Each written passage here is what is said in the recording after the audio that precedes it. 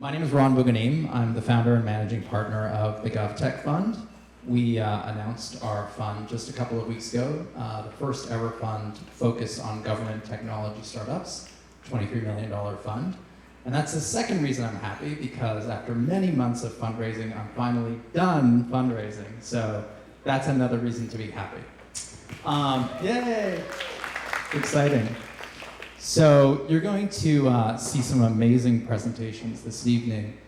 Just to continue just a few minutes of context for the presentations you're going to see tonight, I thought I'd walk through some additional observations and reflections on the space as well. Let's go ahead.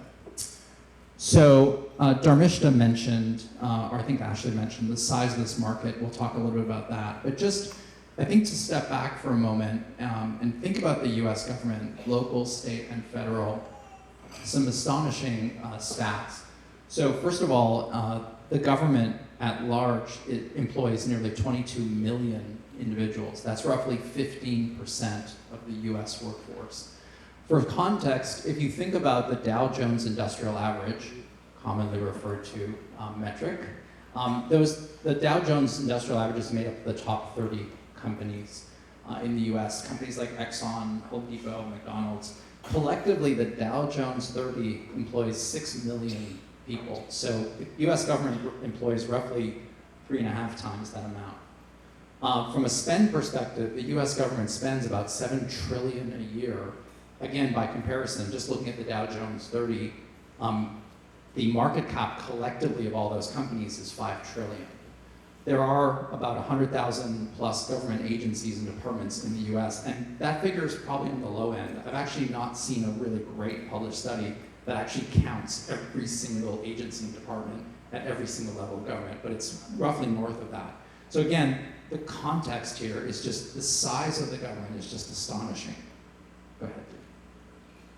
So as Ashley mentioned, it's roughly $140, $150 billion of annual spend by the US government on GovTech. Globally, it's roughly triple that, $450 to $500 billion a year being spent on government technology. And as Dharmishta and Ashley pointed out, that space is now being innovated by these GovTech startups, and these are the startups that we at the fund invest in as well. So it's helpful sometimes to think about what is GovTech, and so I thought I would sort of throw a definition up there. For those of you who need some help pronouncing it, it is pronounced GovTech. So it's the technology infrastructure that governments themselves use to manage their internal operations or deliver services. So that very first slide I referred to, the scale of that enterprise of government, those 22 million employees, it takes a lot of technology to obviously operate the day-to-day of government. And so we talk about GovTech being the operating system of government, if you will. It's the internal software. There are thousands of examples, but just to name a few, managing internal projects, procurement is a huge dynamic within government. You can imagine the software it takes to manage just procurement, tracking infrastructure, budgeting, and we can just go on and on and on. And those are some of the internal functions. Externally, items like healthcare, we just talked about healthcare.gov, license, permits, tax collection, and also go on and on and on.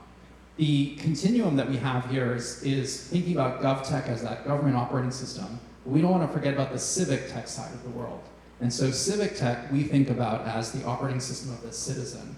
This is what citizens use and technologies to actually do the job of being a citizen. So things like community organizing, petitions, connecting with elected officials, those kinds of activities also have a range of technologies that are facilitating the job of being a citizen. Go ahead. So just again, briefly, we talked about some of the basic principles of what we're seeing and observing in these GovTech companies, what this modern software looks like. I think just to step back for a moment, so why is it that now, for the very first time in the last few years, you've seen a wave of these GovTech startups actually working with governments? Because historically, startups had not worked with government and not been able to sell into them. And so what we're seeing is the confluence of a number of meta trends. Just to briefly touch on them, so budget constraints. For those of you in government, I saw some hands go up before. Budgets have always been constrained, but ever more so especially since the financial crisis just a few years ago. Government officials that I speak to are just under tremendous amount of budget pressure. They have to do so much more with less. That's important because if you're a startup and you're approaching a government agency, they're actually listening because they're looking for less expensive solutions that actually deliver what they need. When you combine that with the sales cycle compression, so what's happened now is because governments are adopting the cloud and they're able to actually work with startups that are built in the cloud, they are able to now, the startups are able to sell their products in sales cycles that are, or rather below budget procurement thresholds, so that sales cycles can be on a more reasonable time frame. Instead of taking 3 years, you're looking at 60, 90 days and 6 months to kind of get a contract and a product sold into a government agency. That's a big deal when you're a startup because you can't afford to wait 3 years for a contract to happen. There's a huge cultural shift going on, so many folks within government are retiring. In fact, over the next 10 years, it's projected that 25% of all civil servants are going to retire. That's a huge wave of retirement, but also a huge wave of innovation.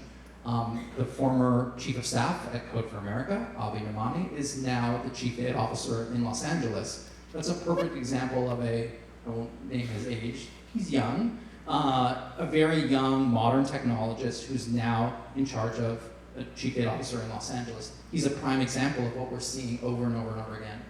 When you add to that the open data dynamic that Ashley and Dharmesh mentioned earlier, those forces in combination simply come down to or result in startups approaching governments. The government agencies are now listening to the startups that are sitting across the desk from them. So we look at this as a multi-decade international investment opportunity. The day we launched the fund, I had inbound calls and emails from the government of Singapore, Emirates, France, Spain, and on and on and on. So this is a global multi-decade innovation cycle we're entering. So I'll leave it at this. The mission of the Govtech Fund is to harness Transformers technology and capital to help governments become more efficient, more responsive, and better able to serve society. And I think you're going to see every one of the companies and projects and discussions we have here tonight all sort of reflect this idea, and it's just very exciting. And again, thank you so much for coming out. And with that, I'll bring up the first company.